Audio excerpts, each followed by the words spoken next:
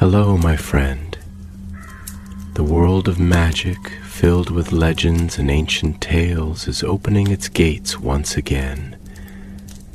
Tonight, in the Gryffindor dormitory by the crackling fireplace, I will share another story with my friends. Join us, for the magic is about to come alive. In the shifting shadows of the castle's lowest corridors, beneath flagstones worn smooth by 1,000 years of footsteps, something had begun to stir. It was the beginning of October, and a silvery mist clung to the grounds of Hogwarts School of Witchcraft and Wizardry like a forgotten spell. Lanterns flickered with an unsteady glow, and the lake mirrored a sky of pale gray, casting ripples across its surface as the giant squid slept below. Inside the castle, the students shuffled from class to class, books tucked beneath their arms, parchment rustling, quills scratching, but beneath all that normalcy, there was a whisper. Something old, something restless, was waking. It started with a sound, a distant clang in the dungeons one night, like the echo of an iron gate slamming shut. Then came the footsteps, slow, deliberate, dragging. No one could quite place where they came from, and Filch, the caretaker, blamed Peeves the poltergeist, though Peeves laughed a bit too nervously when questioned. But when a student vanished, everything changed. Her name was Isla Moore, a third-year Slytherin, quiet, fond of arithmancy, and often seen with her nose buried in books thicker than cauldrons. One night she failed to return to the common room. Prefects searched, professors joined in, and even portraits leaned out of their frames, casting glances down the halls. But no trace of her was ever found, only a single green ribbon caught in a crack near the dungeon stairs. The whispers turned to rumors. Ghost stories floated from house to house, and somewhere in the depths of the castle, the shadow moved again. Now, Hogwarts is a castle filled with secrets. Some are innocent, a hidden passage to honeyed dukes, a talking mirror with a rude attitude, a room that appears when most needed. But others are older, woven into the stone itself, buried in forgotten magic and sealed doors.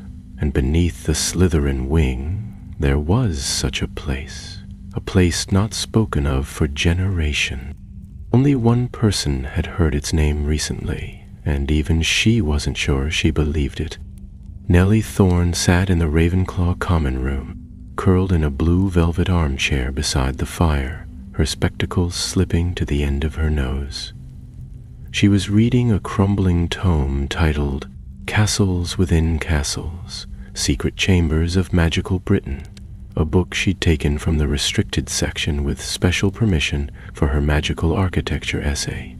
But her mind wasn't on her homework. It was on a passage she'd found the day before. Below the serpentine halls, where shadows sleep and stones still whisper, lies the Argent Circle's refuge, a haven once hidden, now forgotten, beneath the Slytherin wing. Nellie had read it 10 times already.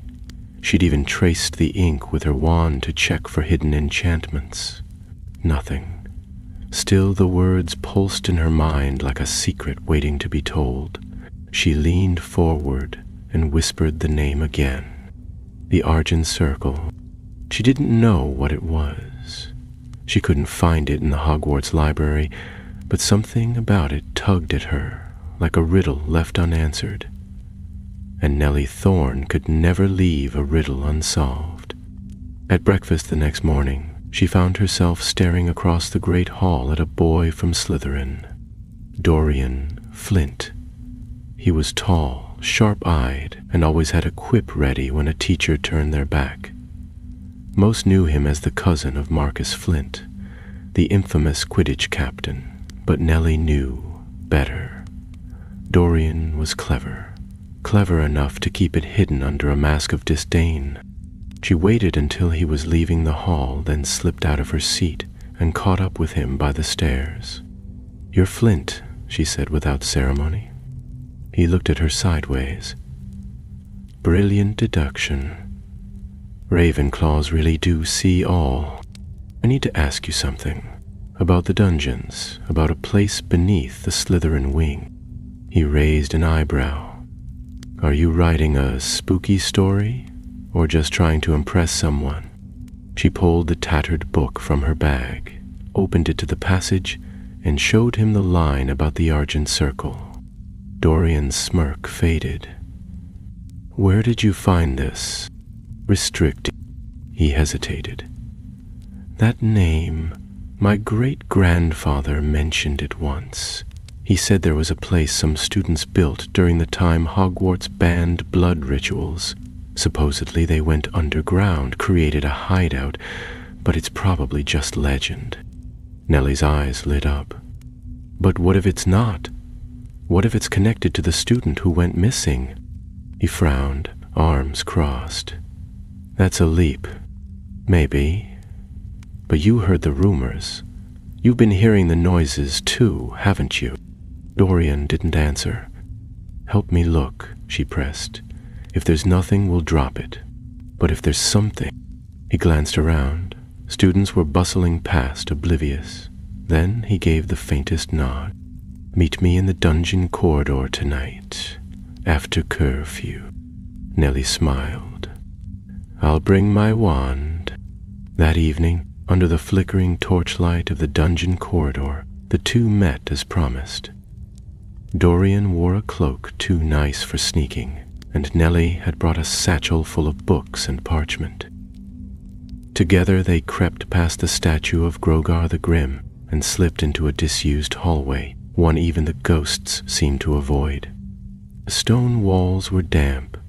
The air smelled of moss and mildew, and at the end of the passage stood a rusted, iron-banded door, half swallowed by the stonework. "No one's used this in decades," Dorian murmured. Nellie raised her wand. "Allahomora." The door groaned, creaked, and opened into blackness. As they stepped through, they didn't see the shadow that slipped after them, silent and watching. Nor did they hear the faintest breath of something ancient stirring in the deep. What they did find, though, was more than they'd bargained for. And the real adventure was only beginning. The tunnel beyond the iron door sloped downward, its walls rough-hewn and narrow, more like a mine shaft than a corridor within a school. It was not lit, nor did it seem made for comfort or style.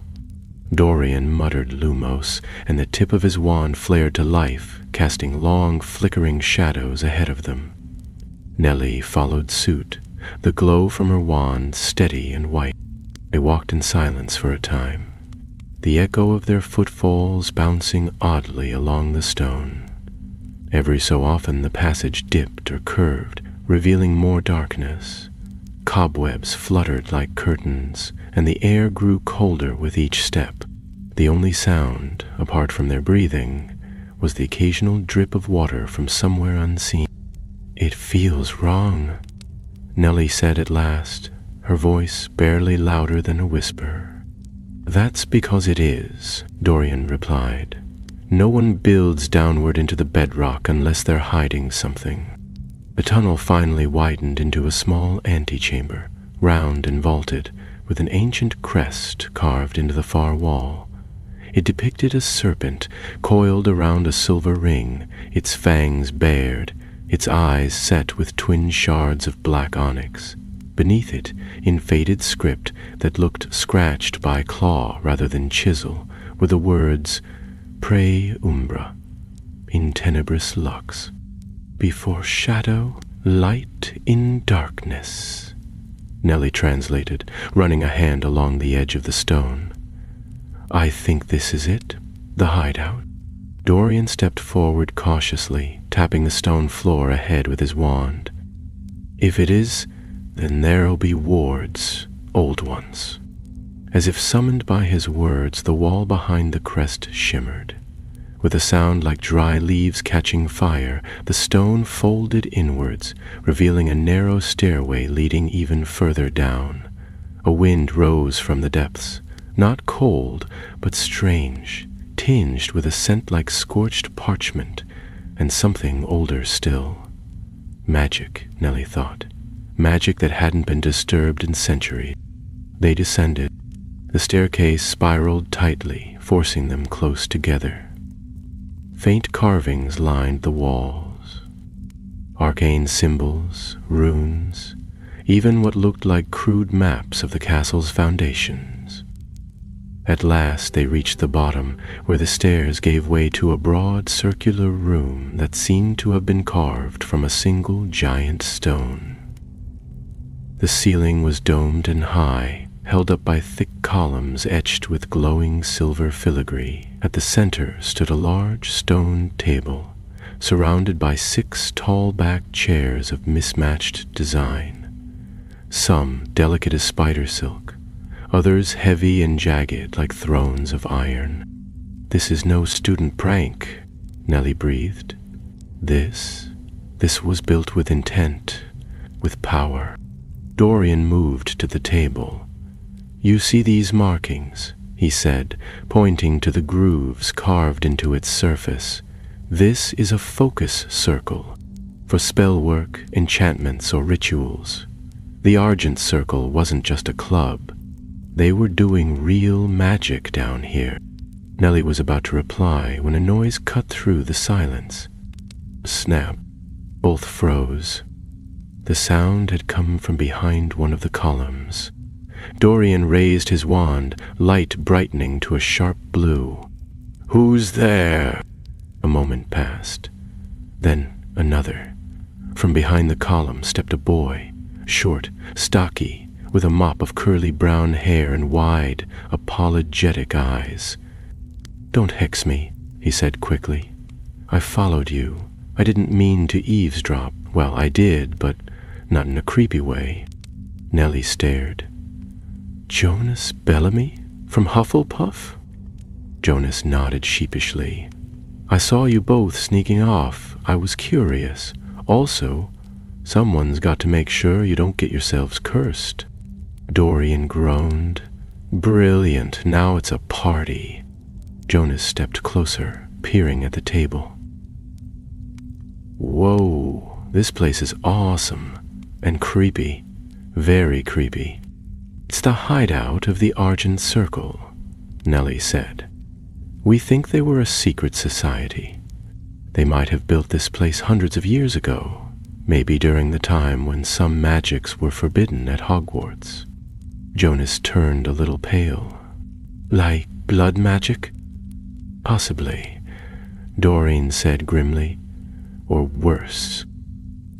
Before they could speak further, a strange pulse of light rippled through the chamber. The carvings along the walls flared to life, each rune glowing silver pew. The table let out a faint hum, and above it, a shimmering image began to form, an illusion like a ghost made of light and memory. It was a girl, no older than 16, dressed in old-fashioned Hogwarts robes. Her voice came faintly, like a whisper from across centuries. "If you are seeing this, then the circle has been broken. We are lost. The spell is failing. The door must remain sealed. Do not awaken the Keeper." The illusion flickered, then vanished, leaving behind a silence so thick it felt alive. Jonas swallowed. "Who's the Keeper?" Dorian shook his head. "Something they locked away. Something they didn't want found. And it might be waking up," Nellie added quietly. "What if that's what took Ilamore?" They exchanged glances. 3 students now tangled in something far beyond them. But there was no going back. They had crossed a threshold few even knew existed, and ahead lay only more secrets. "First," Nellie said, steadying herself, "we need to find out who the Argent Circle were. If they left records, magical notes, anything, if they fought this keeper, they might have left behind a way to stop it. And how exactly do you plan to do that? Dorian asked. Ask the ghosts? Check the restricted section again? Not this time, Nellie said. We need someone who knows the history of the castle better than anyone else. Dorian raised an eyebrow. You're thinking of Professor Binns? No, she said, smiling faintly. He wouldn't know a clue if it floated through him. I'm thinking of someone older. Jonas blinked. Who's older than Binns? The portraits, Nellie said. There are dozens of former headmasters. One of them must know something. Outside the chamber, the hidden stair groaned and trembled, dust falling in a slow cascade.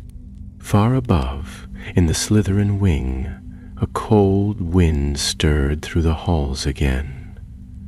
Somewhere deep in the school, something old opened its eyes, and the hideout had remembered it was not empty. The next morning dawned with a steady drizzle that tapped gently at the castle windows, blurring the view of the grounds and casting the great hall in a soft gray light. The enchanted ceiling mirrored the gloomy sky, and though the fireplaces roared with warmth, a subtle unease clung to the students like damp cloaks. Nellie Thorne stirred her porridge absently, her eyes scanning the staff table, then drifting upward toward the massive portrait of Headmaster Everard that hung on the far wall. Do you think he'll talk to us? Jonas murmured, nudging his bowl aside. He looks like the type who'd insist on proper appointments and a signed form. Headmaster Everard served during the Goblin Uprising of 1612, Nellie replied in a low voice. He dealt with secret passages, castle breaches, and at least 3 magical conspiracies. If anyone knows about hidden chambers beneath the Slytherin wing, it's him.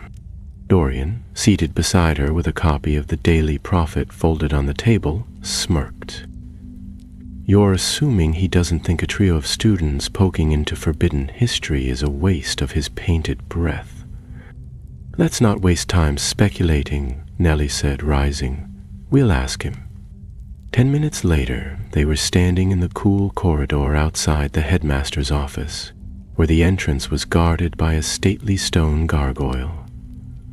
The hall smelled faintly of polish and parchment, and the torches flickered with an almost ceremonial glow. Whizzing Whizby. They stepped inside carefully. The gargoyle sprang aside, revealing the moving spiral staircase that carried them upward into the circular office. They stepped inside carefully, the door clicking shut behind them. The office was as Nellie remembered it, lined with shelves of curious instruments whirring softly, great tomes stacked neatly behind glass, and the portraits of past headmasters slumbering or whispering among themselves. At the center sat Headmistress McGonagall's desk, though she was absent at the moment, likely teaching a transfiguration class. High on the wall, nestled between the portraits of Delis Derwent and Phineas Nigellus Black, was the portrait of Headmaster Everard, whose eyes snapped open the moment they entered. Students in the headmistress's office without her leave, he said, raising a dark brow. That's rather bold. Nellie stepped forward, clasping her hands behind her back. Headmaster Everard, we request your help. We believe we've discovered a hidden chamber beneath the Slytherin wing, something built by a group called the Argent Circle. Everard leaned forward slightly in his frame. Argent Circle. That name hasn't been spoken aloud in many years, not since the archives were sealed. So they were real? Dorian asked, watching the portrait closely. Very real, Everard said. They were a student collective, founded in secrecy during a time when Hogwarts restricted the practice of certain magics deemed too dangerous. The Circle believed knowledge should not be buried, no matter the risk. They built a refuge beneath the school, a place to continue their studies and protect what they believed the school had turned its back on. Forbidden magic, Jonas muttered. Not all of it was dark, Everard said, his tone carefully neutral. Some was simply ancient, misunderstood. But the circle grew ambitious. They began drawing power from places they should not have touched. Something went wrong, a breach, they called it. They sealed the chamber and vanished from history. Nellie frowned. Do you know what they breached? Everard hesitated. The other portraits had gone quiet now, all listening. Bell never said, but I remember a note long ago in the headmaster's journal. It spoke of a presence. A guardian, perhaps, or a prisoner. They called it the Keeper. The three students exchanged glances. We saw an enchantment in the chamber, Nellie said. It warned us, told us not to awaken the Keeper. Everard's expression turned grave. Then you've gone too far. If the Keeper is stirring, it means the seals are weakening. Whatever lies beneath that wing is not meant to be disturbed. But something already disturbed it, Dorian said. A student disappeared. We think Isla Moore was taken by whatever's down there. Everard was silent for a long moment. At last he spoke. And you must find the remaining seals. The circle used 6 magical anchors, sigils of silence, to contain the breach. They'll be hidden, likely in places of magical significance across the school. If even one has cracked, the Keeper may already be slipping free. Where do we start? Nellie asked. There is one who might help you, Everard said. A ghost. Elira Graves. She was one of the last members of the circle, and she remained bound to the castle by choice. She resides in the old astronomy archives, abandoned since the new tower was built. Find her, but tread carefully. She remembers more than most ghosts, and not all her memories are kind. They thanked Everard and descended the spiral stairs, the weight of their task settling over them like a thick cloak. The astronomy archives lay high above the rest of the school, in a dusty spire that few had visited in years.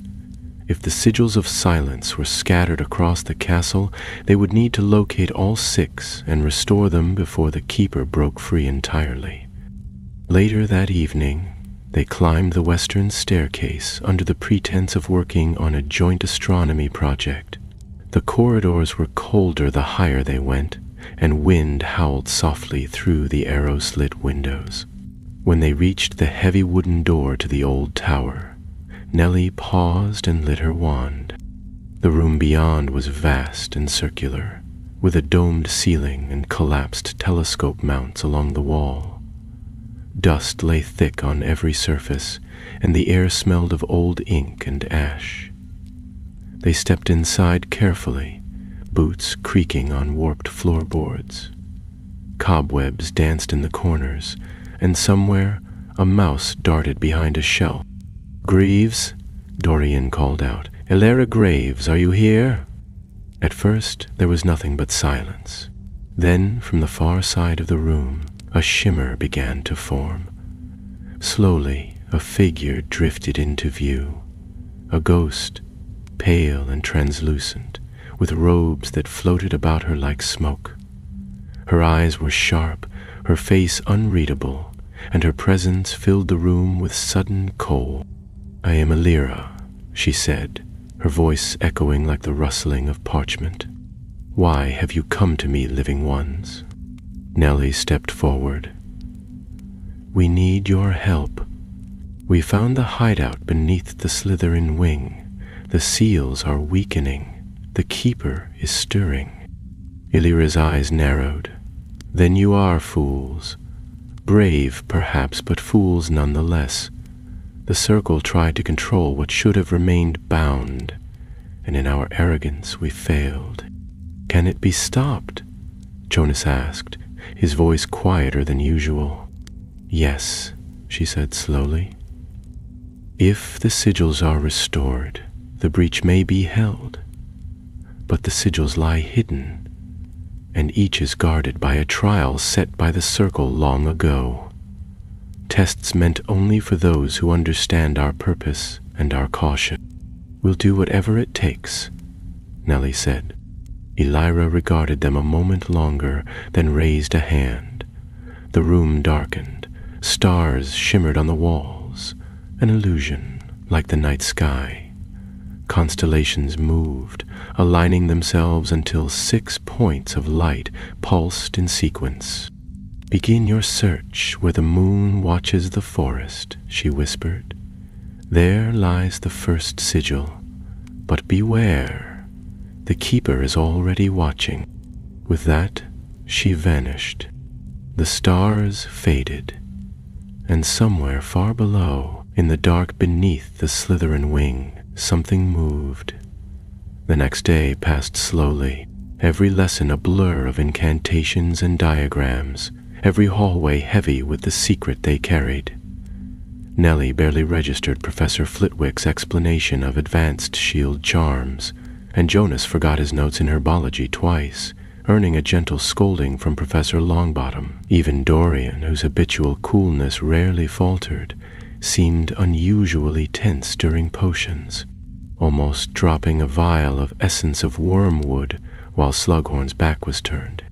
It was nearly dusk when they met again, slipping away from the crowd heading toward supper, and climbed a narrow stone staircase on the north side of the castle that led to one of the older observation balconies.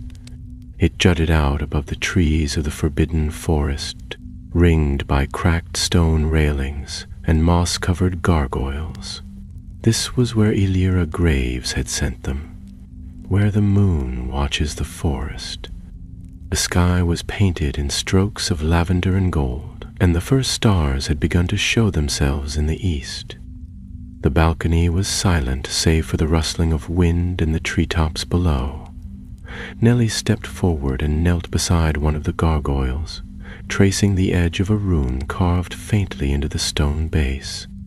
It was nearly invisible, weathered by time, but still pulsing faintly with a bluish light. I think this is it, she said, the first sigil.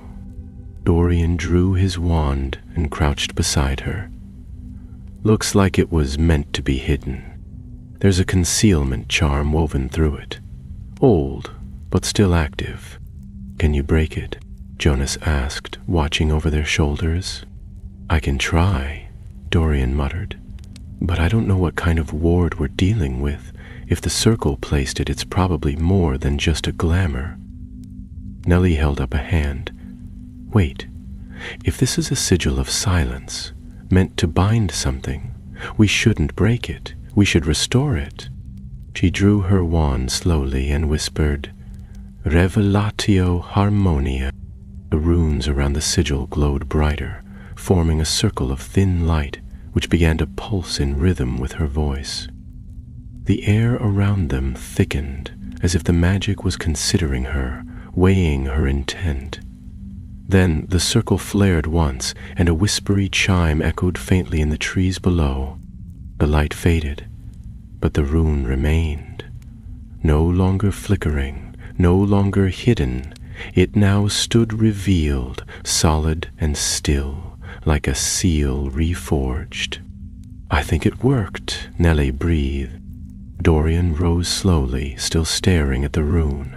That was delicate magic. Are you sure you've never worked with containment spells before? I've read a great deal about them, Nellie replied with a faint smile. Some spells don't need power, they need understanding. Suddenly, Jonas gave a sharp cry. They turned to see him stumbling back from the edge of the balcony, his eyes wide, wand raised. From the shadows beyond the archway, something had emerged, a figure, or the shape of one. It moved with jerks and flickers, as though it were half there, half not. Its form was shadowy, tall, vaguely human, but wrong. No face, no eyes, just an impression of presence, a dreadful one. Around it, the air seemed to ripple, and the runes on the stone floor began to hum again. The 3 students stood frozen. The figure drifted closer. Nellie raised her wand, her voice trembling but steady. Protego! A shimmering shield burst between them and the shadow, which halted, hovering inches away. The air around it grew colder, and a sound like grinding stone echoed from its form. It's testing us, Dorian whispered. It's not attacking, just watching. Could it be the keeper? Jonas asked, inching behind them. Nellie stared at the thing, trying to make sense of its shifting outline. No, Elira said the keeper was bound. This is something else. A servant, maybe, or a warden. The figure slowly turned its head, or what resembled a head, toward the restored sigil. For a moment, it stood utterly still. Then, with a sound like a sigh passing through a hollow crypt, it withdrew, gliding back into the darkness beyond the archway, vanishing as though it had never been. The shield dropped. They stood in silence for a long moment before Jonas broke it. I really don't like that thing. I don't think we're meant to, Dorian said. But I also don't think it can cross a restored sigil. That's something. Nellie nodded, still watching the spot where the figure had stood. It didn't stop us, not this time, but I think it was a warning. They descended from the balcony as night fell, the wind whispering through the old halls. Back in the Ravenclaw common room, Nellie pulled a fresh parchment from her satchel and began drawing the sigil they had found. Its shape, the runes around it, the feel of the magic. She labeled it First Seal, North Tower Balcony. Jonas leaned over her shoulder. So where's the next one? Elira said 6, Nellie said, and if they're tied to places of magical significance, we'll need to think carefully. The circle was composed of students, so they would have placed the sigils where they could access them, but also where they wouldn't be discovered. Dorian folded his arms, pacing behind them. The library, the old potions chamber, the original Great Hall foundation, maybe even the owlery. Ellie nodded. We'll have to visit them all, one by one. She stood and tucked the parchment into a leather-bound notebook. Whatever the keeper is, it's still bound, for now. But it's watching us. The circle's failings left it buried, but if those seals fall, so will the barrier. And then, Jonas asked, then Hogwarts won't be safe. The fire in the hearth crackled softly. Outside, the wind howled through the towers of the castle. And far below, in the place where stone met shadow, the keeper stirred once more. The next few days passed in quiet urgency. Between lessons, meals, and the ever-watchful eyes of Hogwarts staff, Nellie, Dorian, and Jonas moved with purpose, always careful to avoid drawing attention. Though they kept up the appearance of ordinary schoolwork, their minds were consumed with the task ahead, finding the next sigil, restoring its power, and staying one step ahead of whatever force had begun to wake beneath the castle. Their first target was the old potions chamber, a forgotten space buried beneath the newer classrooms in the lower dungeons. It had once been used by professors generations ago, but after a series of structural collapses, it had been sealed off and declared unsafe. Most students didn't even know how to reach it, and those who did spoke of strange sounds echoing from behind its closed door. Whispers, clinking glass, the hiss of something breathing. Dorian led the way through a narrow service corridor, hidden behind a rusted tapestry near the Slytherin common room. They had to crouch to pass through it, and the scent of mold and dust thickened as they descended. At the end of the tunnel, they emerged into a rounded chamber with crumbling stone shelves and shattered cauldrons strewn across the floor. Candles sprang to life along the walls as Nellie whispered a quick enchantment, and the chamber filled with dim, flickering light. "Charming place," Jonas muttered, brushing cobwebs from his shoulders. "Remind me again why we couldn't be restoring magical sigils in the greenhouse." "Because no secret society ever built its stronghold in a bed of mandrakes," Dorian replied, moving toward a half-collapsed wall. "Here. There's a marking." They gathered around him as he scraped away a layer of grime to reveal a faint symbol etched into the wall. An angular rune, barely visible beneath a covering of mildew. Nellie stepped forward, eyes narrowing in concentration.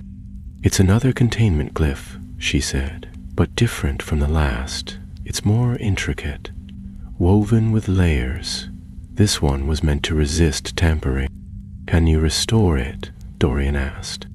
"I think so, but this one won't respond to a simple spell. We'll need to reactivate it through intent. A ritual anchor. It's keyed to a magical element." Jonas looked around, frowning. "Magical element? You mean like ingredients?" "Yes," Nellie said slowly. "Old potions chambers were often built with enchantments that linked to alchemical principles. This sigil responds to one of them. We have to figure out which." They searched the chamber carefully, brushing aside debris and fragments of broken glass. Jonas discovered a toppled storage cabinet with faded labels, most too stained to read, but one caught his attention. A sealed vial containing a pinch of glittering ash. "Phoenix feather dust," he said, holding it up to the light. "Rare," Dorian said, taking it carefully. "And volatile." Nellie tilted her head. "It's not volatile if it's grounded. Ashes are remnants of power spent. Perhaps that's what the sigil needs. A symbol of magic endured." She took the vial and uncorked it slowly. With her wand, she drew a thin circle around the rune on the wall, then sprinkled the dust into the groove. The ash shimmered faintly as it settled, and for a long moment, nothing happened. Then a quiet hum began to build in the air, soft but deep, like the stirring of a cello string. The rune glowed softly, then blazed with sudden silver light, casting dancing shadows across the chamber. Nellie lowered her wand. "It's done." Before they could speak further, a gust of wind tore through the chamber, though no door or window stood open. The candle flames shivered. A long, low sound echoed around them, like a growl wrapped in breath. Dorian turned, wand raised. "It's here." The shadow stepped from the wall, not the same as before. Larger, more solid. Its form was cloaked in writhing strands of darkness, and behind the tattered veil of its shape gleamed two faint orbs of dull crimson light. It moved with the slow certainty of something that did not need to hurry. Its fingers, long and clawed, trailed against the stone, and where it passed, the wall frosted. "Protego Maxima!" Nellie shouted, casting a powerful shield that rose between them and the creature. The figure stopped. Its head tilted slightly, and for a terrible moment, it almost seemed amused. "This isn't the Keeper," she said under her breath, "but it's bound to it. This thing is part of the breach." Jonas gripped his wand tightly, voice low. "What does it want?" "To weaken the sigils," Dorian answered grimly, "and to scare us away from restoring them."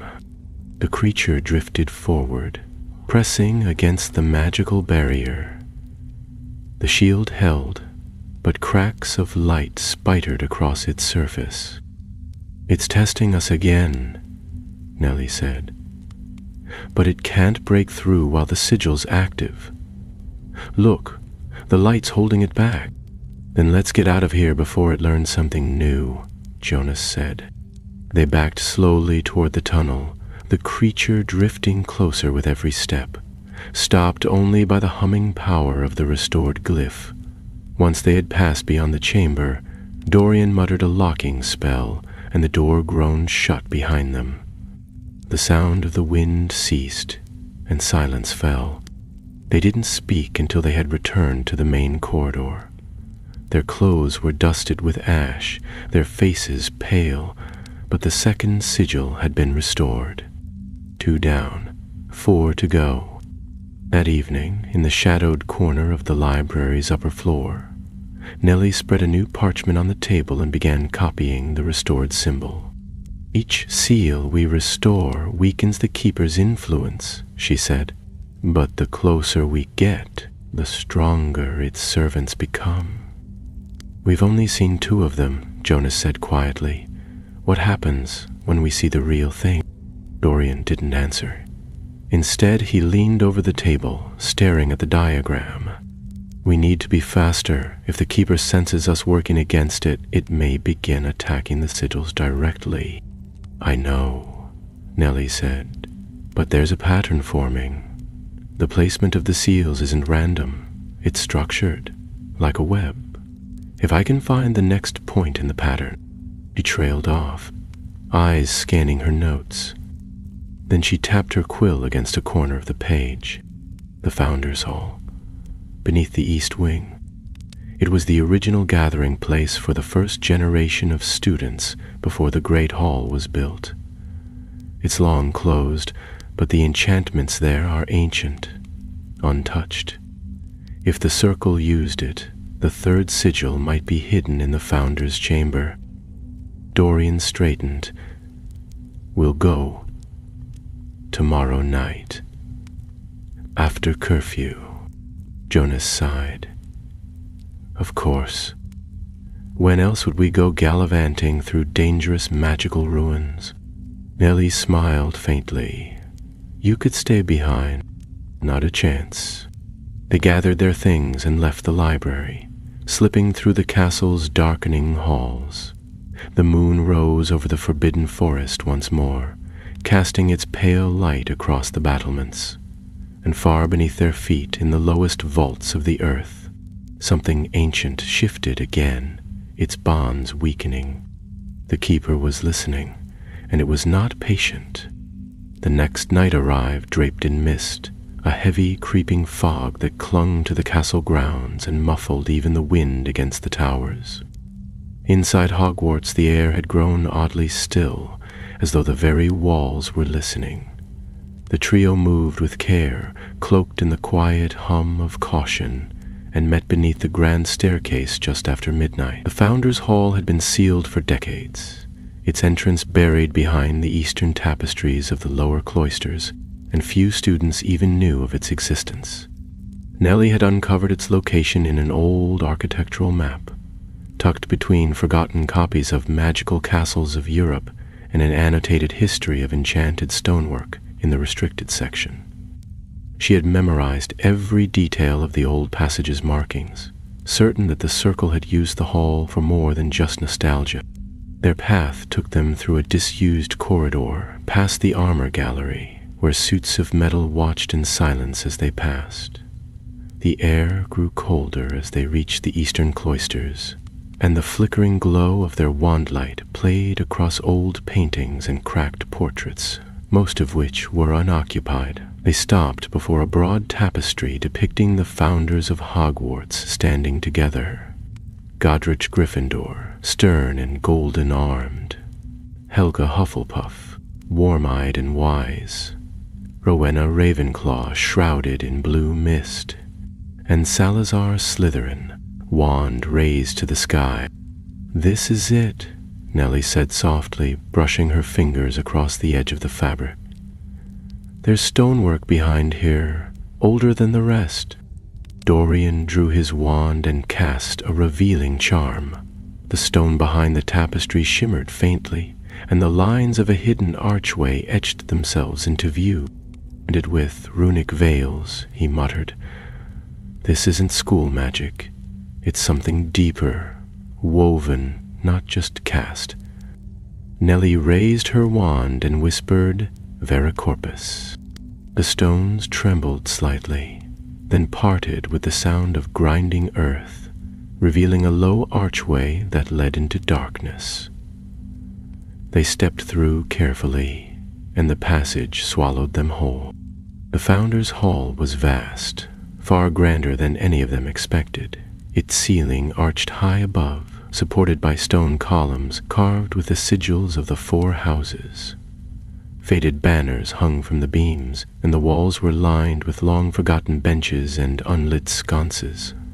At the center of the floor lay a circular platform of stone, slightly raised, with 4 smaller platforms radiating from it like the points of a compass. The air was thick with age and power.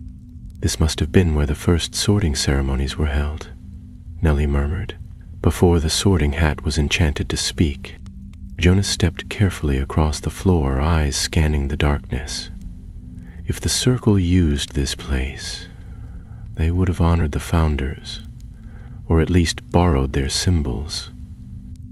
Look there, on the Ravenclaw dais, carved into the floor was a complex spiral of runes, centered within the Ravenclaw circle. It was different from the others, sharper, more intricate, and clearly enchanted. Nellie knelt beside it, frowning in concentration. This one's dormant, she said. There's no visible light, no hum. It's been sealed differently. It's a sigil, Dorian confirmed. But unlike the others, the circle might have built this one as a failsafe, meant to be hidden until the others began to fail. Then how do we awaken it? Jonas asked. We match its original conditions, Nellie replied. These platforms represent house traits: bravery, loyalty, intelligence, ambition. If the circle use those ideals to key the sigil, we may need to embody them. A test of worth. Dorian raised an eyebrow. You think it needs a sorting? Nellie said, rising to her feet. It needs a demonstration. They positioned themselves around the circle. Nellie took the Ravenclaw platform, Dorian the Slytherin, Jonas the Hufflepuff, and the Gryffindor dais remained empty.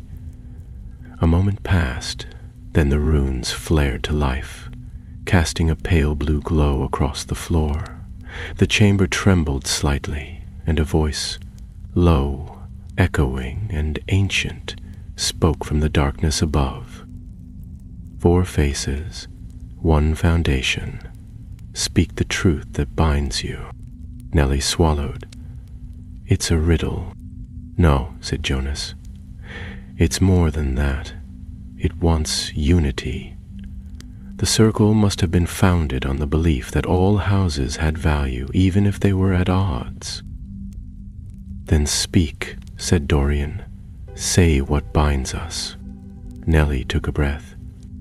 We are students of Hogwarts, each of us born of different houses, different strengths, but we are bound by the same purpose: knowledge, honor, and the protection of this school. Light flared at her feet. Dorian stepped forward. We do not seek power for its own sake. We seek it because power can guard or destroy, and we will not let it destroy. His platform glowed green. Jonas followed. We stand by each other, even in fear, even in darkness, and we will not run. The soft yellow light rose around him. Then the Gryffindor dais lit of its own accord, a pulse of red fire rippling from its center. The voice spoke again. Truth spoken, Bond remembered. Let the seal awaken. The runes on the floor rose in a spiral of light, coiling in the air before settling into a solid pattern across the ceiling. A new sigil etched itself into stone, bright and steady. The 3rd seal was restored. But even as the chamber fell still, a chill fell over the room. They turned slowly as a sound echoed through the corridor behind them, the dry scrape of something dragging stone. From the archway stepped not one but two shadowed figures, taller than the last, cloaked in darkness that billowed like smoke. Their forms were more distinct now, limbs elongated, faces hidden behind masks of smooth black. The keeper's servants were growing stronger. "Run!" Nellie breathed. They turned and bolted across the hall, the stone floor echoing with every step. The shadows surged after them, and as they reached the archway, Dorian spun and cast Confringo! The ceiling above the entrance cracked, then collapsed in a roar of dust and rubble, sealing the corridor. They didn't stop until they'd reached the far side of the cloisters, lungs burning, hearts pounding. Only when they were certain the figures weren't following did they allow themselves to slow. They turned to their shop. "It was too close," Jonas gasped. "They're changing," Nellie said. "They're no longer just watching. They're trying to stop us now." Dorian looked back toward the sealed corridor. "They're adapting. The Keeper's learning through them." "We still have 3 seals to find," Nellie said quietly. "And we can't afford to fail. If we don't restore them all, there won't be anything left to protect." That night, they returned to their rooms without speaking. The weight of their discovery pressed down on them like stone. In the silence of the castle, the walls seemed to hold their breath, and beneath it all, something waited in the dark, growing bolder with each passing hour. The next morning, the sky over Hogwarts had turned the color of cold pewter, and a steady rain pattered against the tall windows of the great hall. Though students bustled as usual between classes, laughter was thinner than usual, and a nervous tension hung in the air. The staff, too, seemed restless. Professor Sinistra walked with her robes hitched higher than normal, her eyes scanning the shadows near every archway, while even Filch had taken to patrolling the halls with Mrs. Norris perched stiffly on his shoulder, her amber eyes gleaming. In the Ravenclaw common room, Nellie sat by the window, a parchment spread across her lap, the map she had been building now covered in notes, ink circles, and carefully drawn runes. Her eyes scanned the page over and over, trying to see the pattern. She tapped her quill against the 4th blank sigil space. Dorian leaned over her shoulder, arms folded, and studied it with narrowed eyes. "The last 3, he said. "They've got to be somewhere hidden in plain sight. The circle wouldn't have placed them in areas easily erased by time." "I've been thinking about that," Nellie replied. "Each location so far has held historical weight. The North Tower, the old potions chamber, Founders Hall. Each represents a kind of magical cornerstone. Observation, creation, unity." "Then what comes next?" asked Jonas, dropping into the armchair across from them with a steaming cup of tea that smelled strongly of mint. "Because the only magical cornerstone I want right now is a bed." Nellie didn't smile. Her fingers traced a line between the seals on her map. "If I'm right, the next sigil will be tied to communication, magical voices, warnings, perhaps even prophecy. The only place in the castle that fits that is the Hall of Echoes." Jonas blinked. "That's a myth, isn't it? The room where old spells are said to echo forever, where forgotten incantations drift in the air like ghosts?" "It exists," Dorian said grimly, "though it was sealed off nearly a century ago, after a student went mad listening to the echoes. They say the room amplifies magic too old to tame. The only way to find it is through the 4th level stair behind the library stacks."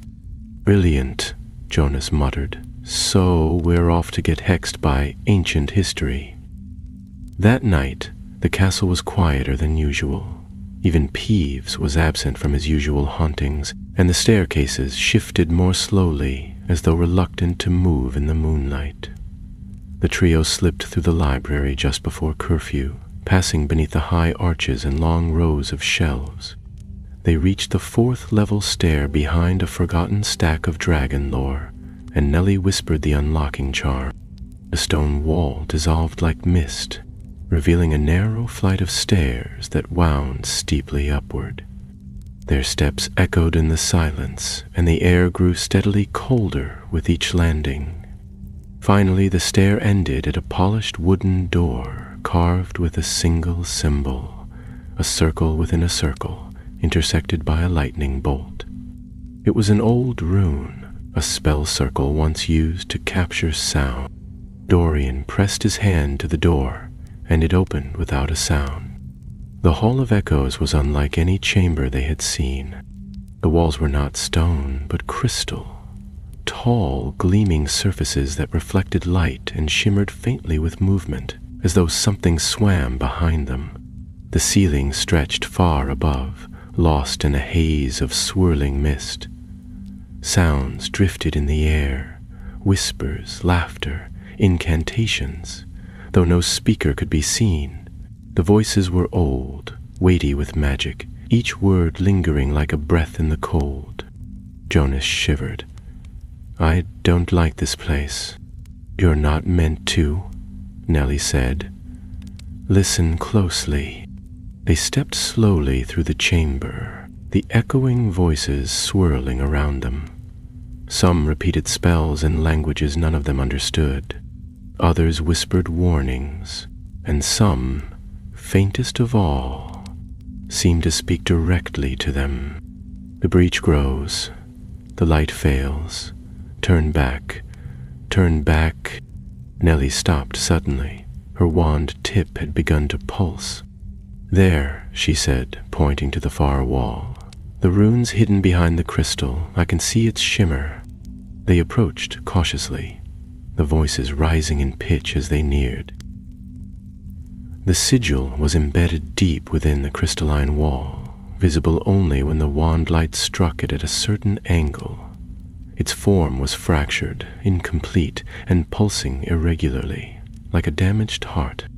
"Whatever happened here left this one unstable," Dorian said. "We'll need to harmonize it with sound, restore its resonance." "But if the voices here are fragments," Jonas asked, "how do we tell which one belongs to the circle?" "We don't," Nellie replied. "We have to create a new harmony, something true, something the magic can cling to." She stepped forward and began to chant, softly at first, then with greater clarity. Not a spell, but a string of truth.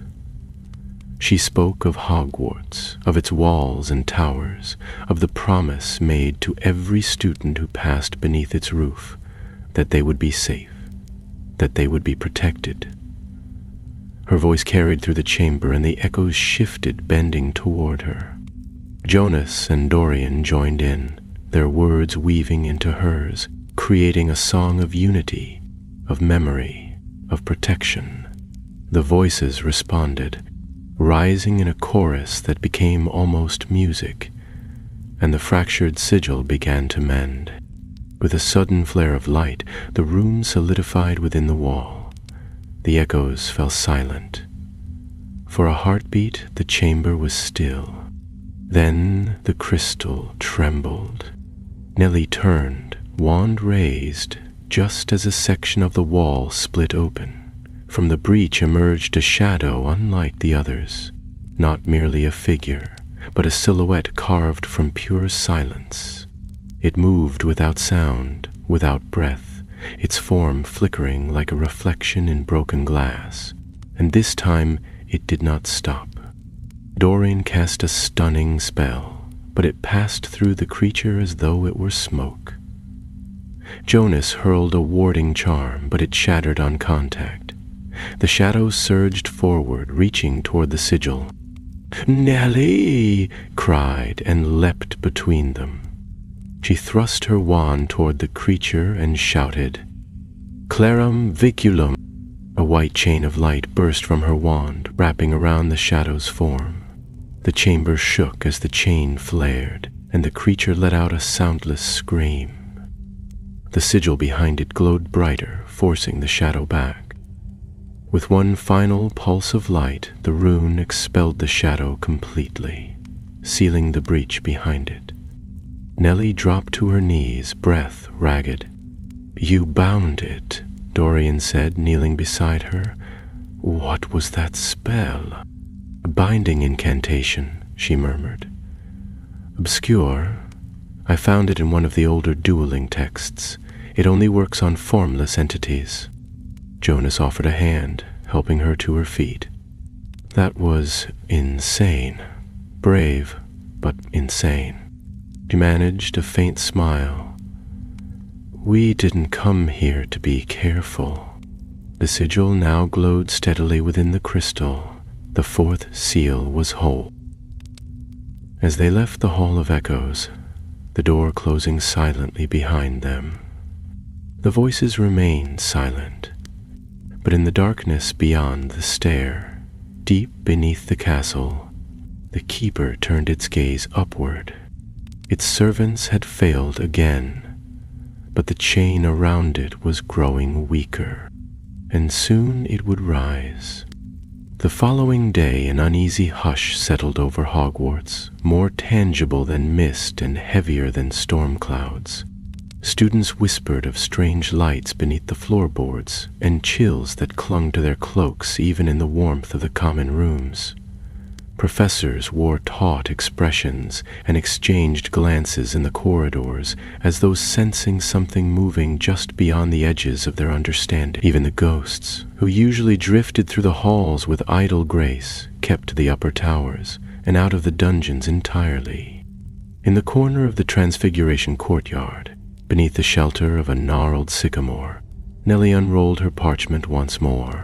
The inked web of runes and locations had grown dense with notes, diagrams, and hastily scribbled theories, but her eyes were fixed on the remaining 2 blank spaces, silent reminders that their work was not yet done. Dorian stood nearby, arms crossed, eyes scanning the clouds overhead, as if reading portents in their shifting shapes. Jonas arrived moments later, his satchel bulging with 2 sandwiches and a folded tea towel. "I brought lunch," he said, dropping cross-legged beside Nellie. "Figured if we're going to risk our lives again tonight, we might as well do it on a full stomach." Nellie gave him a tired smile, then pointed her quill to the eastern edge of the parchment. "We're down to the last 2. The 5th sigil must lie somewhere beneath or within the owlery. Look here. The ley lines that connect the 4 sealed points so far converge in a pattern that terminates in the western spire. It's not random." Jonas raised an eyebrow. "The owlery? That place reeks of feathers and dung. All the better to keep secrets," Dorian muttered, moving to kneel beside the map. The circle would have wanted locations that no one questioned, places students entered and exited without thinking. The owlery is ancient. It predates the Great Hall. "I've only ever gone there to send post," Jonas said. "It's just birds and old windows." "Exactly," Nellie replied. "But beneath the floor, there's a foundation chamber, originally used to bind the castle's communication wards to magical familiars. Most students don't even know it exists anymore." They met again that evening, waiting until the last owls had settled on their perches and the wind had quieted along the battlements.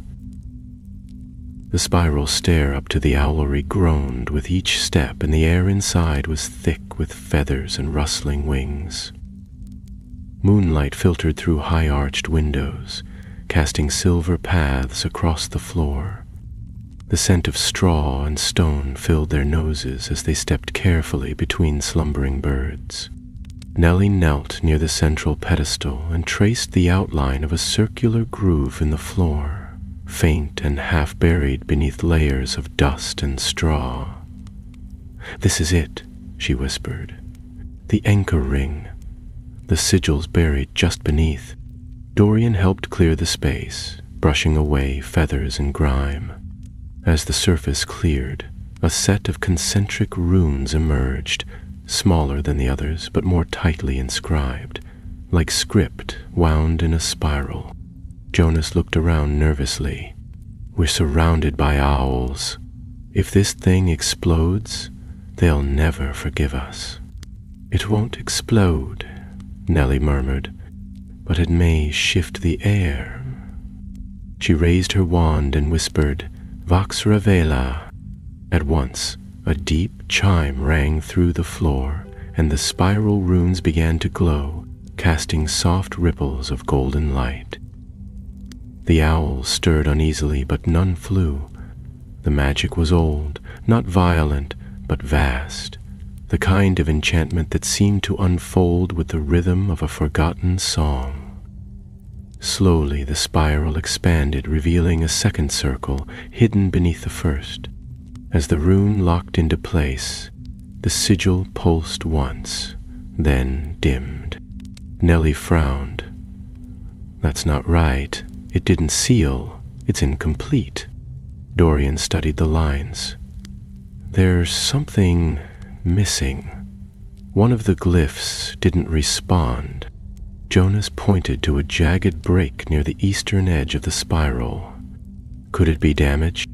Not damage, Nellie said. Interference. Something is draining the spell's energy, drawing it downward. Dorian stepped to the edge of the pedestal and tapped the stone with his wand. A hollow echo replied. There's a space beneath, he said grimly. A hidden vault. They found the access door behind a pile of discarded nesting crates. A trapdoor of blackened oak, bound with corroded brass hinges. The moment Nellie opened it, a wave of cold air rushed upward, carrying with it the scent of mildew and something fouler. Jonas gagged and covered his nose. The ladder led down into darkness, and one by one they descended. The chamber beneath the owlery was low-ceilinged and circular, its walls lined with rough stone. It was clearly unused, but faint traces of old magic clung to the air like sparks that refused to die. At the center stood a stone basin, long drained of water, its rim etched with the final glyph missing from the sigil above, but wrapped around it. Like vines carved from shadow were strands of black mist. They pulsed slowly, and in the center of the basin, something moved. The shadow here was not humanoid. It had no limbs, no face. It was a presence, a sphere of swirling darkness that hovered just above the stone, vibrating faintly with suppressed power. As they approached, the temperature dropped sharply. It's a wound, Nellie said quietly. A tear in the weave. That's why the seal won't complete. The sigil's magic is being bled away. Can we seal it? Jonas asked. Dorian didn't answer. He stepped closer, examining the markings on the basin. These are different, defensive wards. They were meant to contain whatever this is, but they've weakened. It's a fragment, not the keeper itself, but a sliver of its presence, caught like a splinter. And if we remove the splinter? Nellie asked. It will scream, he said, and the keeper will hear it. They exchanged a look, then nodded. Nellie drew her wand and began the anchoring chant. The runes on the basin flared weakly, then dimmed again. It's not enough, she said. We need something stronger to hold it. Jonas reached into his satchel and pulled out a small object wrapped in cloth. When he unwrapped it, the light from Nellie's wand fell on the contents. An old, iron-bound stone, dull gray, flecked with red. A binding relic taken from the divination archives. I borrowed it, he said. Don't ask how. Dorian nodded. It'll do. They placed the relic within the basin, and as it touched the stone, the black mist recoiled. A high, piercing sound filled the chamber. Not a scream, but a keening note of despair.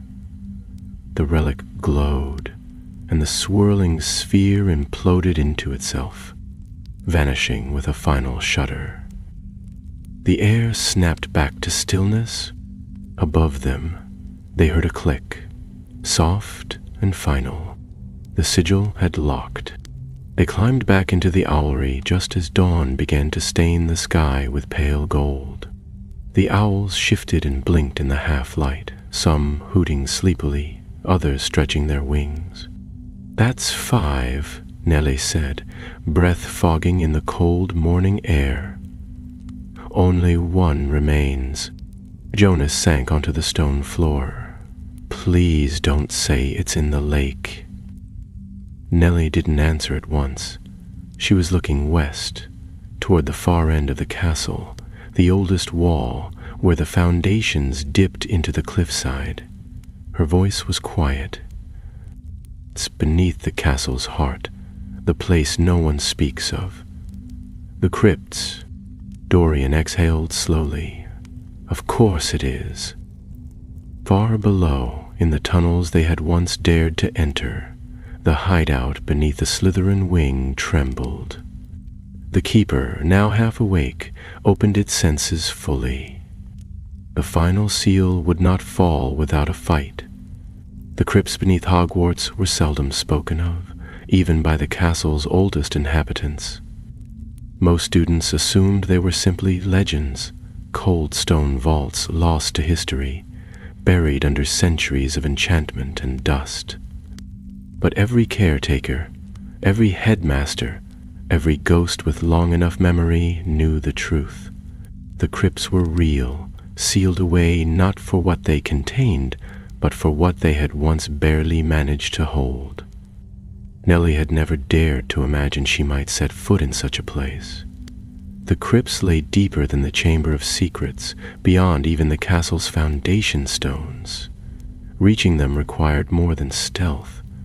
It required knowledge, permission long forbidden, and a spell passed only from headmaster to headmaster, recorded in a single volume, the Book of Thresholds. She had not found the book itself, but she had found a reference, buried in a commentary in a dusty arithmancy treatise, and from there she had traced a handful of ancient unlocking runes that might, just might, bypass the seals placed on the outer door. They met on the 5th night, as the moon dwindled into its last sliver and the castle slept beneath low clouds and wind. They brought no satchels, no supplies, only their wands and the solemn knowledge that this time the journey might not bring them back unchanged. Their steps echoed down into the bowels of the school, past the known dungeons, past the stone-walled kitchens and long disused storage halls, until they came to a part of the castle that breathed differently. The air was colder, older, not with the sharpness of winter, but with the stillness of memory, like a place that had waited long for footsteps to return. The crypt entrance stood at the end of a narrow corridor, hidden behind a stone statue of a weeping witch with her hands outstretched. When Nellie traced the unlocking runes across the floor, the statue slid aside with a soft, grinding sigh, revealing an arched doorway beyond which lay only shadow. They stepped through in silence. The tunnel beyond was unlike any part of Hogwarts they had yet seen. The walls were black stone, polished smooth, and the air pressed against them like cold hands. Their wand light did not reach far, as though the darkness bent around it, swallowing the light like breath drawn into lungs. Runes lined the passage, etched in deep relief, but none glowed. They were markers, not wards. Words of warning, perhaps, or names long forgotten. At last the passage opened into a chamber. It was domed but narrow, its ceiling low and curved. The floor was made of ancient tiles, their edges worn with time, and in the center stood a dais, an altar carved from obsidian, wide and shallow, its surface covered in dust. Upon it lay a sigil, the final seal, its lines barely visible. It looked as though it had been half erased, the magic within it drained by some unseen hand. "This is where the keeper was tethered," Nellie said, her voice barely a whisper. "The original breach began here." Dorian stepped forward, eyes scanning the walls. "These marks, they tell the story. Look." The Circle's founders. They tried to bind the presence, not destroy it. They believed the keeper was a fragment of something older, maybe even part of the castle's foundation. They failed, but instead of destroying it, they sealed it with 6 locks, each bound to a magical cornerstone of Hogwarts itself. "And this is the center," Jonas said, his voice hushed. "The final anchor." Nellie knelt before the sigil. "It's dormant, but the seal's not broken, just weakened. If we can restore it fully this time, the keeper won't be able to rise." She began drawing out the glyphs from memory, her wand tracing the shapes in the air, feeding light into the sigil. The runes responded slowly, flickering like guttering candles. Something resisted. The air turned heavy. Then the shadows stirred. From the far end of the chamber came a sound like tearing cloth, and the darkness gathered itself into shape. Not a servant, not a fragment, but the keeper itself. Its form towered above them, not solid but vast, as if the space bent around it. Its face, if it had one, was a swirl of black void, and its limbs trailed like smoke. It had no eyes, and yet it saw, no voice, and yet it spoke. Not with words, but with feeling, a terrible pressure against their minds, like fear scraped raw. "You would bind me again?" The thought came like thunder without sound. "You who do not understand what lies beneath?" Nellie stood, wand raised even as her hand trembled. "You were bound for a reason. You feed on fear, on memory. You twist magic into poison. The Circle made a mistake, but we won't. You cannot destroy what was born of the castle's birth. I am its shadow. I am its cost." Jonas took a step forward, hand clenched around his wand. "Even the strongest magic has balance. You are not the castle's heart. You are its wound." The keeper surged, a wave of darkness rolling toward them. Dorian raised his wand and shouted, "Aegis Fortis!" A barrier flared into being, and the wave broke against it, shattering into tendrils of smoke. Nellie returned to the sigil, chanting now, words sharp and clear. Each syllable echoed in the chamber, striking the stone with force. The sigil pulsed in answer. Light began to gather, golden and steady. The runes awoke. The keeper howled, not aloud, but in every corner of their minds. A pressure like knives dug into their thoughts, threatening to undo them from within. Dorian faltered, knees bending under the weight. Jonas gritted his teeth and cast a flare of light into the creature's center, driving it back.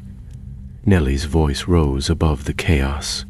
"By the Circle's pact, by the Founder's stones, by the 6 and the 1, I bind you." The sigil blazed with sudden, searing light. The runes lifted from the stone, spiraling upward to form a crown of symbols above the altar. The chamber shook. The keeper shrieked, its form breaking apart into shards of shadow, which were drawn downward into the light. One by one, the fragments were pulled into the sea. Silence. The sigil dimmed, settling back into stone, its shape now whole and still. The air cleared. The shadows retreated. The chamber stood as it had stood for centuries, empty once more. The 3 students sank to the floor, breathless, their robes dusted with ash. done," Nellie whispered. Dorian nodded, wiping blood from his lip. "We stopped it." Jonas leaned against the dais, eyes closed. "We need 100 chocolate frogs." But beneath their exhaustion was a strange peace, the knowledge that they had faced something few would ever believe, and prevailed. The final sigil held, and the keeper was bound. Above them, the castle stood quiet and whole, and Hogwarts once more had been defended by those who loved it. The dawn that followed was unlike any other the castle had known in recent weeks. A soft golden mist clung to the fields, and the first rays of sunlight bathed the towers in a glow that felt almost cleansing. The very stones of Hogwarts seemed lighter somehow, as if a burden long borne had finally lifted. Birds sang again from the windowsills, and the trees along the black lake stirred in a gentle breeze that smelled faintly of pine and morning frost. For most of the school it was just another day. Lessons resumed, the great hall buzzed with the usual clatter of cutlery and chatter, and no one spoke of what had happened in the hidden depths of the castle the night before. But for Nellie, Dorian, and Jonas, the quiet was earned, etched into their bones with every step they had taken beneath the earth. They sat together at the end of the Ravenclaw table, speaking little, though their glances carried meaning that words could not match. "Do you think it's really over?" Jonas asked at last, his voice low. Nellie glanced down at the map she kept folded in her pocket. The 6 sigils were drawn in dark ink, each marked complete with a flourish of silver thread she had added by hand. She traced them with her fingers, feeling the faint pulse of their memory beneath her skin. "It's bound," she said, "as tightly as we could make it. The circle's work is finished, and ours, for now at least." Dorian sipped from his cup and nodded. But something changed in the castle. We woke it up. Not just the darkness, but something else. The magic here, it's older than the stones, older than the founders maybe. It remembers. "I'd rather not be remembered by ancient magical consciousness," Jonas muttered, stabbing a sausage with more force than necessary. "I'd rather be forgotten and well fed."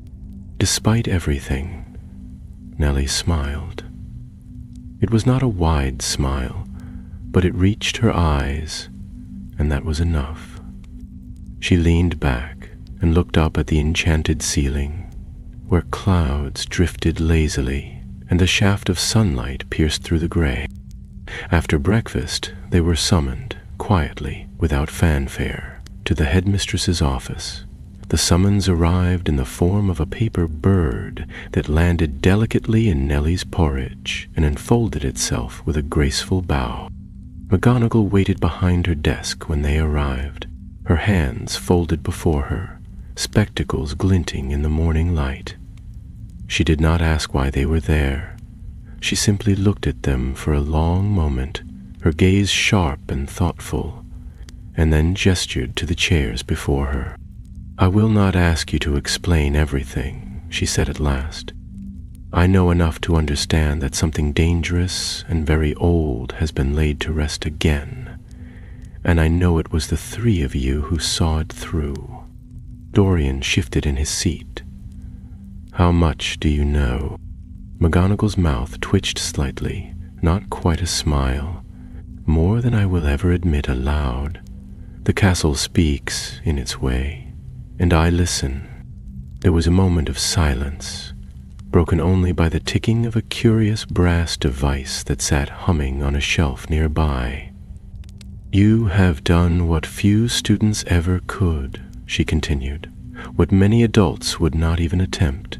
You acted with courage, with intelligence, and with loyalty to this school. And though I cannot reward you with glory, for this, I fear, must remain hidden, you have my deepest gratitude, and that," she added, rising to her feet, "is not something I offer lightly."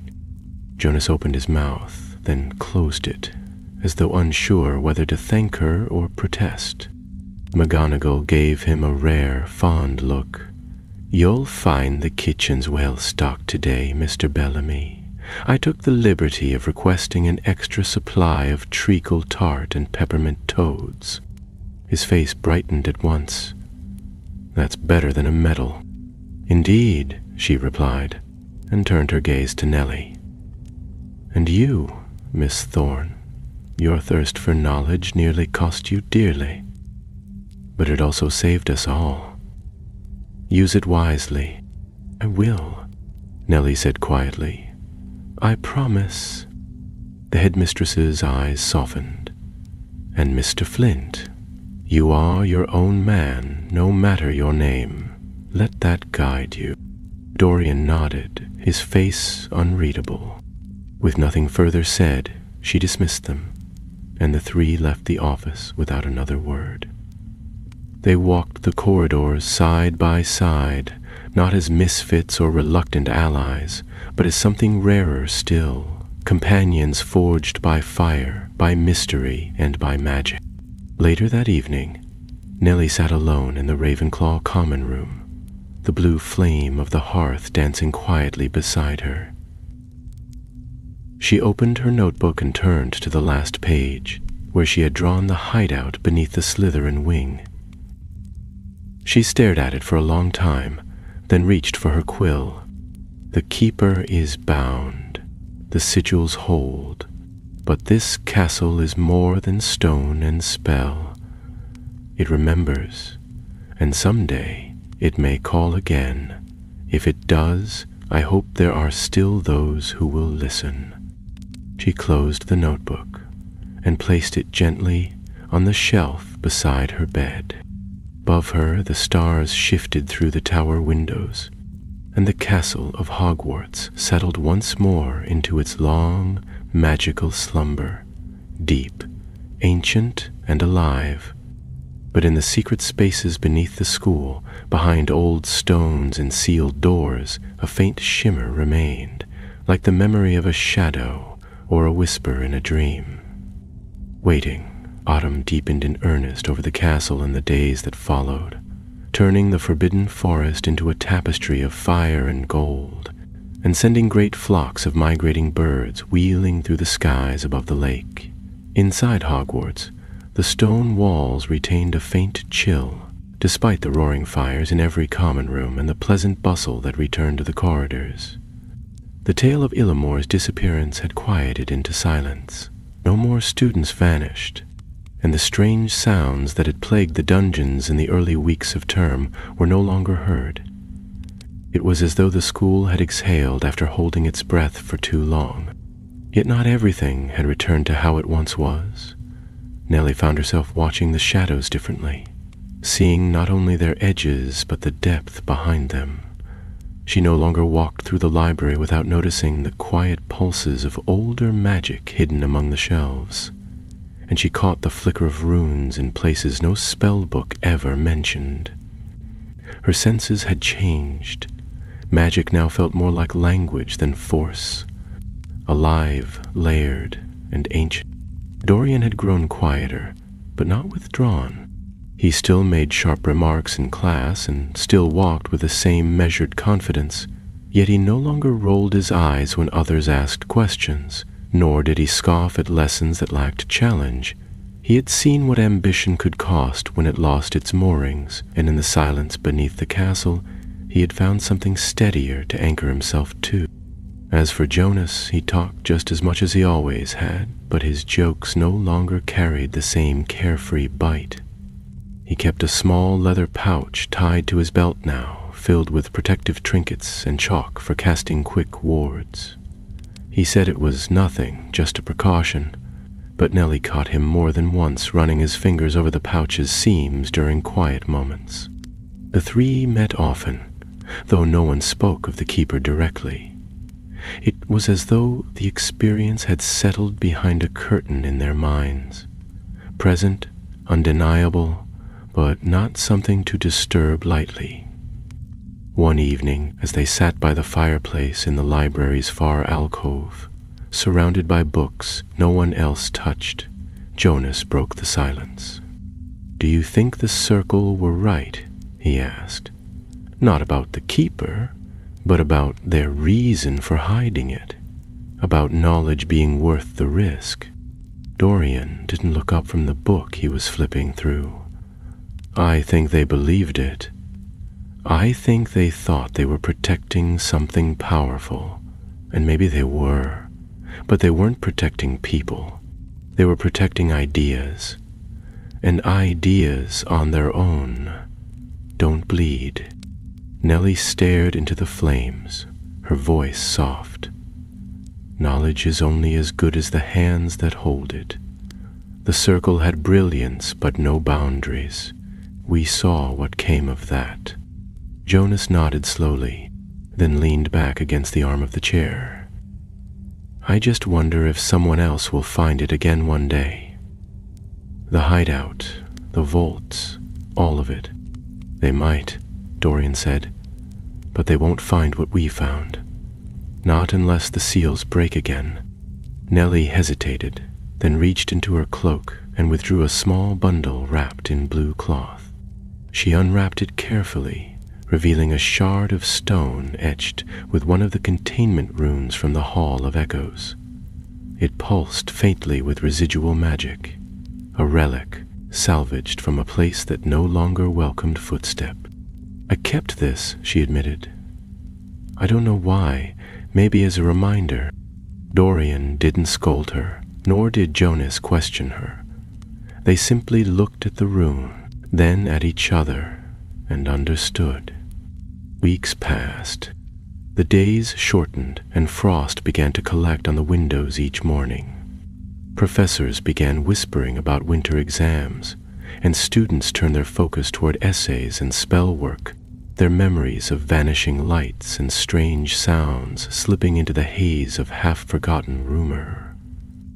Then, one day, Nellie received a letter. It arrived not with the school post, but hand-delivered by Professor Vector, who passed it to her with a faintly raised brow and no further comment.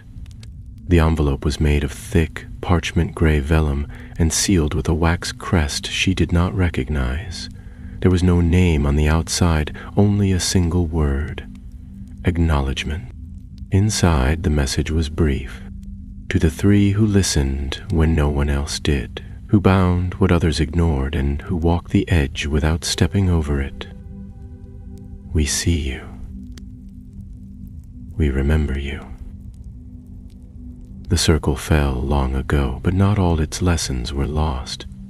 When Hogwarts calls again, as it surely will, know that you are no longer alone.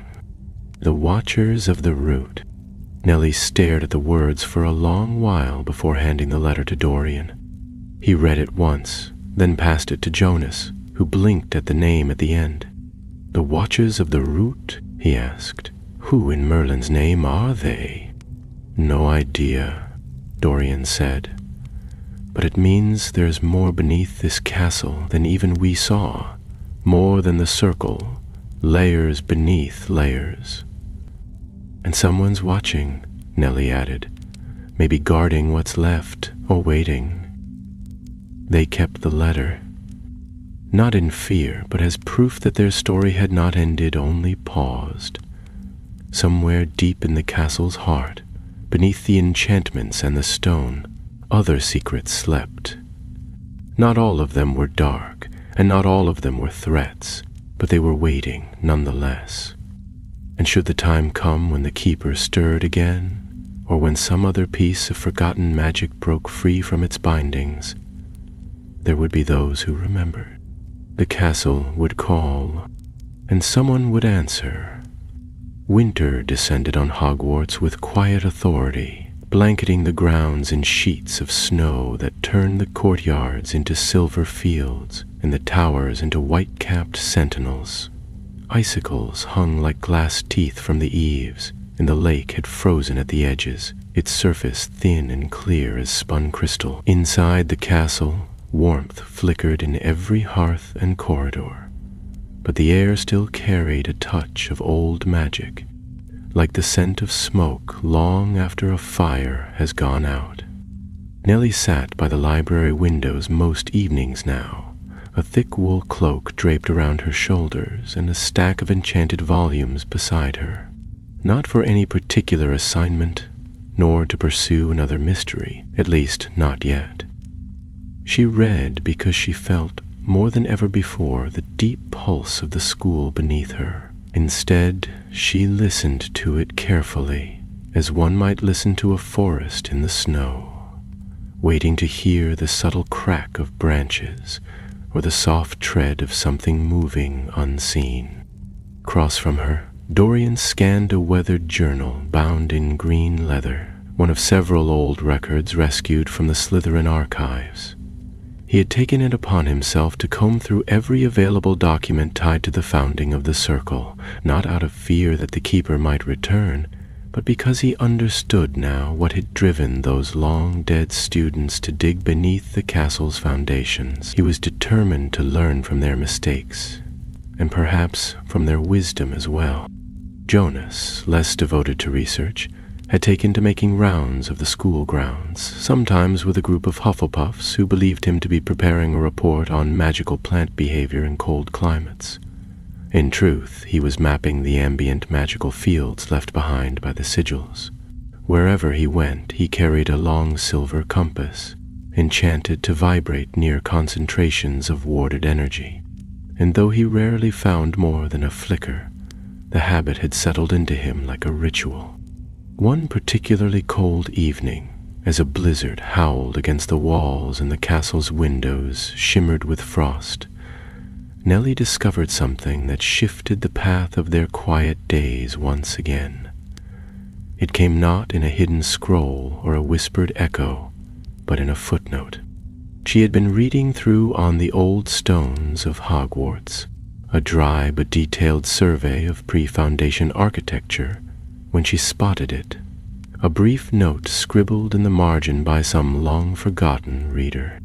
Seventh seal lies not in stone, but in memory.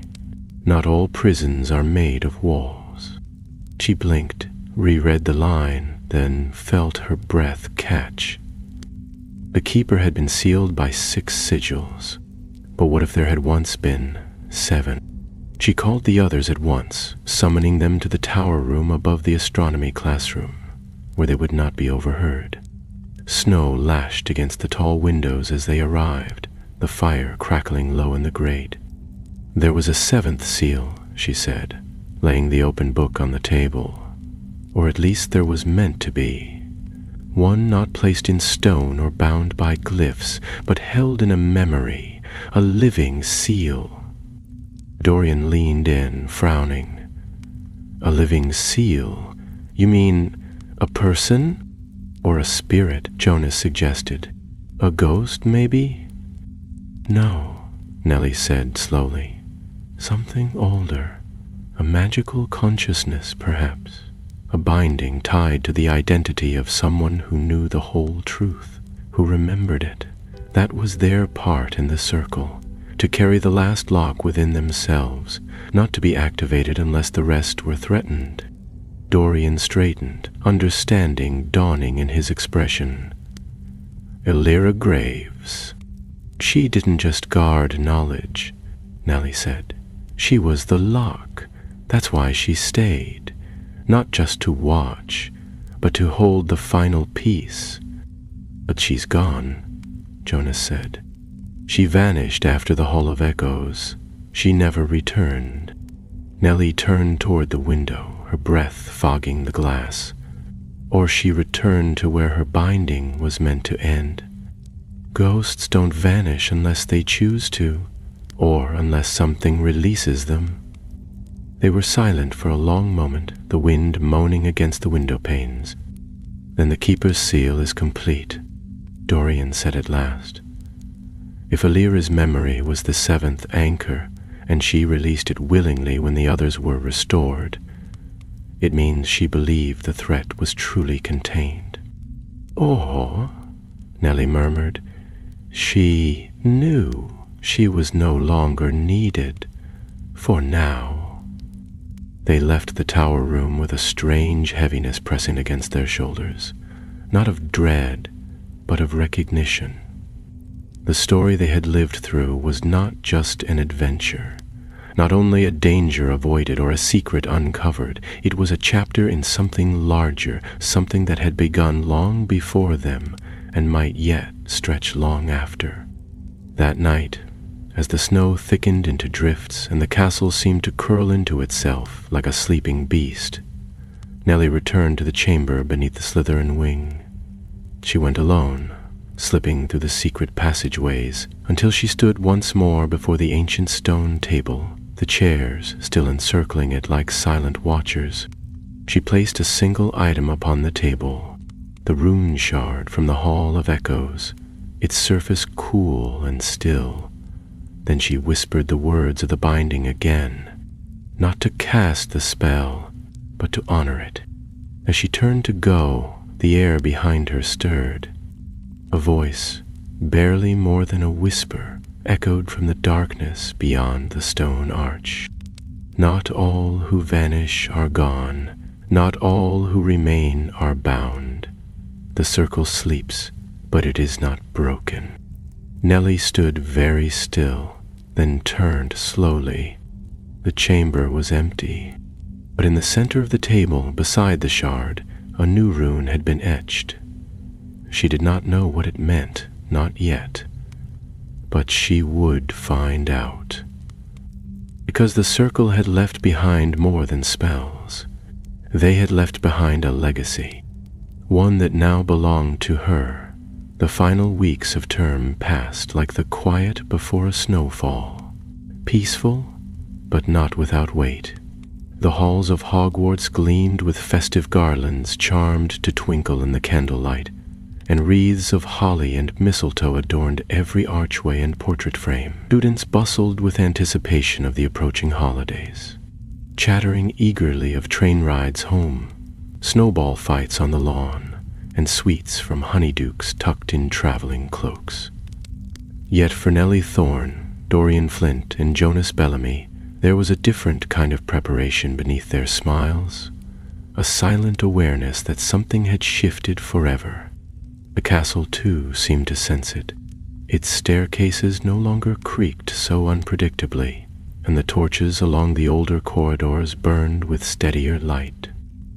The shadows, though still present, as they always were in a place as ancient as Hogwarts, no longer whispered quite so often.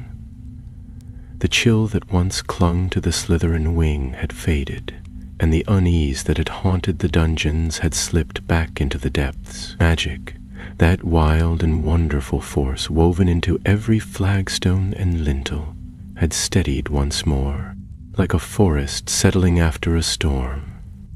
On the last morning before the break, the trio stood near the edge of the astronomy tower, the wind sharp with cold, but the view dazzling. Snow blanketed the forbidden forest, and the great lake shone like a mirror beneath the pale winter sun. Owls wheeled overhead, and somewhere in the distance Hagrid's chimney puffed a gentle stream of smoke into the sky. Nellie held the rune shard in her gloved hands. It no longer pulsed or shimmered, but its presence felt steady, like the weight of a key that had already unlocked a door. She had meant to return it to the Hall of Echoes, but something had stopped her. A quiet instinct that perhaps it was not yet time. "We never really talked about what happens now," Jonas said, his scarf wrapped twice around his neck and his curls sticking up in every direction from the wind. "I mean, we stopped something ancient and awful, which is great, but we're not exactly going to publish a report, are we?" "No," Dorian said, watching a group of first years below as they threw enchanted snowballs at each other with too much enthusiasm. "Some things aren't meant for public knowledge, especially when that knowledge could break the wrong kind of seal." Nellie looked at them both. "But it's not gone, is it? The keeper? It's bound again, but not destroyed." Dorian shook his head. "It can't be destroyed. The circle tried, and they only managed to delay it. That's all we've done in the end. but we've made the bonds stronger, given the next generation a little more time." Jonas leaned against the frost-crusted railing. "Then maybe that's enough. We don't need to be heroes. We just need to make sure someone else is ready when the time comes." "Which they will be," Nellie said, "because we'll make sure of it." That evening, as trunks were packed and cloaks buttoned, as the castle prepared to send most of its students home for the holidays, Nellie took one last walk through the hidden corridors. She passed beneath arches no one else remembered, past portraits too faded to speak, and into the quiet chamber where the first sigil had been found, just beneath the Slytherin wing where it had all begun. The room was still. Dust had settled in the corners, and the faint glow of the restored sigil on the wall had dimmed to a soft, steady shimmer, like the light of stars seen through thick mist. The stone table at the center remained untouched. The old chairs stood waiting. She placed the rune shard on the table and stepped back. For a long moment, nothing happened. Then, softly, a hum began to build, not loud, not even audible in the traditional sense, but felt, a low thrum in the bones, like a familiar song sung by a voice too ancient to name. One of the chairs pulled back slowly, though no hand touched it, and the rune on the shard flared once, then faded. The chamber had accepted the offering, not as a weapon nor as a warning, but as a sign. The circle had ended long ago, but its memory remained, and with it the quiet promise that one day, if ever the darkness stirred again, there would be another to answer. Nellie turned and made her way back to the entrance. She did not look behind her. She didn't need to. Above her, the castle welcomed her footsteps like an old friend. She rejoined Dorian and Jonas at the gates as the carriages arrived to carry the students down to Hogsmeade Station. The wind carried the scent of pine and firewood, and laughter echoed through the snow-covered courtyards. As the carriage wheels turned and the spires of Hogwarts slipped behind the trees, Nellie looked back once, not with fear, but with a strange, quiet pride. They had uncovered a truth buried deep in the castle's bones. They had faced what others had forgotten, and Hogwarts, old and wise and watchful, would remember them, even in silence, even in shadow, forever, forever.